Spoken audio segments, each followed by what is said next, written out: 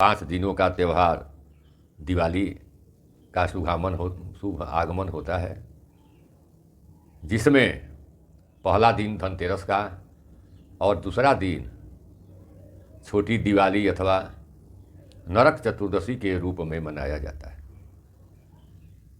इस दिन भगवान श्री कृष्ण ने नरकासुर का वध कर देवताओं और सभी प्राणियों को नरकासुर के अत्याचार से मुक्त किया था।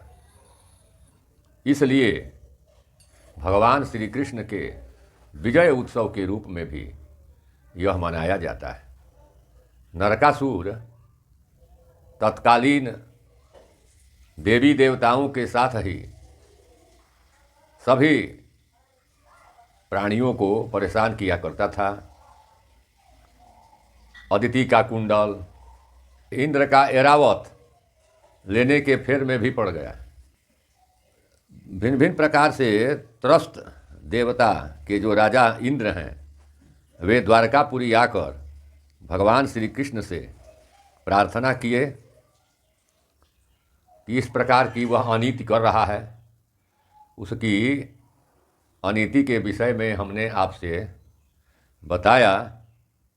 ये श्री विष्णु पुराण के 5वें अंश के 29वें अध्याय में यह कथा विस्तार पूर्वक बताई गई है, जो इस प्रकार है। इंद्र के द्वारा जब ये सारी घटना उन्हें बताई गई तो तत्काल इंद्र के सामने ही भगवान श्री कृष्ण सत्यभामा को गरुड़ पर आरूढ़ सत्यभामा को लेकर आरूढ़ हुए और प्रागज्योतिषपुर के लिए प्रस्थान किया। प्रागज्योतिषपुर के चारों ओर पृथ्वी 100 योजन तक मूर दैत्य के बनाए हुए छुरे की धारा के समान अति तीक्ष्ण पासों से घिरी हुई थी। भगवान ने जाते ही सुदर्शन चक्र को फेंक कर उन पासों को काट दिया। तब मूर दैत्य जो है वह अपनी सेना और अपने 7,000 पुत्रों के साथ भगवान से लड़ने के लिए आया, जिन्हें चक्र सुदर्शनधारी भगवान ने जैसे दीप के पास पतंगे आकर नष्ट होते हैं, उसी प्रकार सभी को नष्ट कर दिया।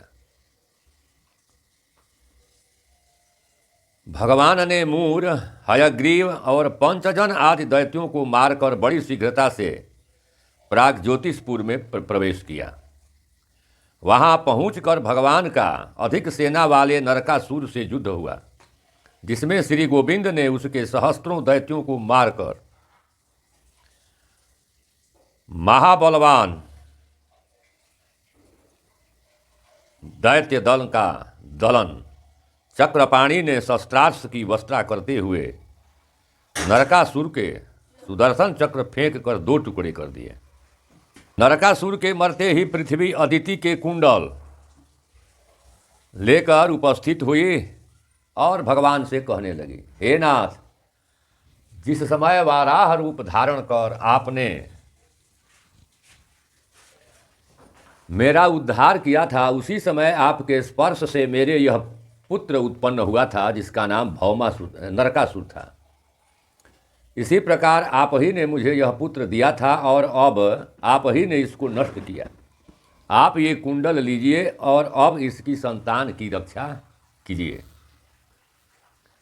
हे प्रभु, मेरे ऊपर प्रसन्न होकर आप मेरा भार उतारने के लिए अपने अंश से इस लोक में अवतीर्ण हुए हैं।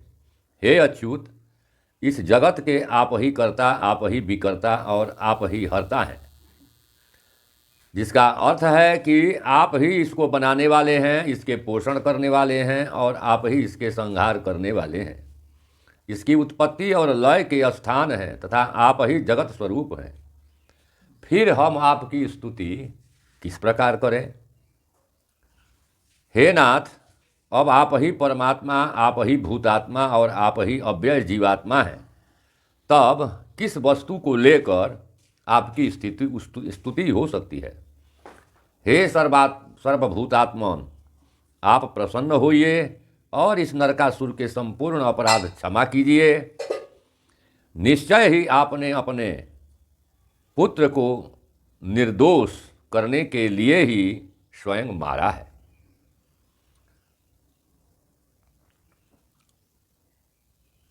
इसके बाद अतुल विक्रम श्री भगवान ने नरकासुर के कन्यांतःपुर में प्रवेश कर 16,100 कन्याएं देखीं तथा 4 दांत वाले 6,000 गजश्रेष्ठ और 21 लाख कम्बोज देशीय अश्व देखे।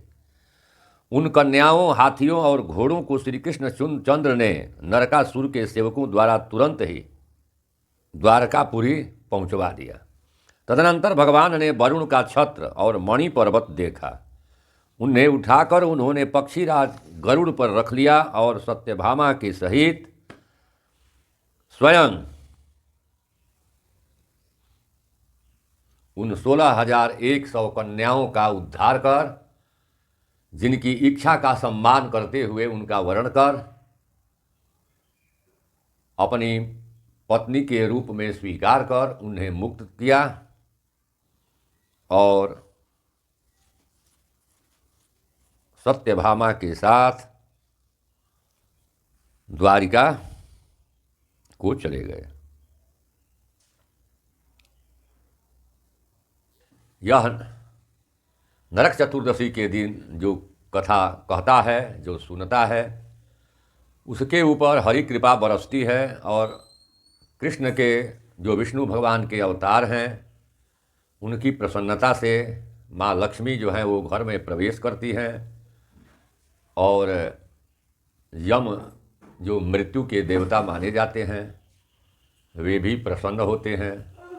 उनके लिए भी दक्षिण भाग की ओर रात में संध्या होने पर तेल का दीपक, जिसमें कुछ दाने पीली सरसों यदि हो तो पीली सरसों और नहीं है तो काली सरसों डालकर दीप जलावें। घर की देहली पर भी दीप जला दें। और चूँकि दक्षिण दिशा के स्वामी यमराज माने जाते हैं, इसलिए दक्षिण दिशा की ओर दीप को जलाकर दक्षिण दिशा को पवित्र करते हुए नरक चतुर्दशी के इस त्यौहार को मनाना चाहिए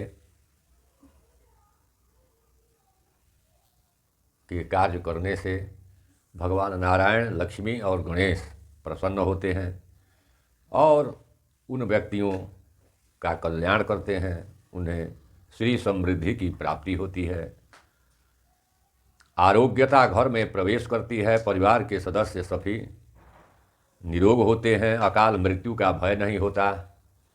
इस प्रकार हमारे ऋषियों की बनाई हुई यह जो परंपरा है उसका हम निर्वाह करें और सनातन संस्कृति को अक्षुण्ण रखने के लिए अपने अपने स्तर से प्रयास करें, ताकि यह हमारा जो सांसारिक जीवन है वह सुखी और संपन्न हो सके। बोलिए श्री कृष्ण भगवान की जय। नरकासुर के वध करने वाले चक्रपाणी सुदर्शन चक्रधारी भगवान विष्णु की जय हो।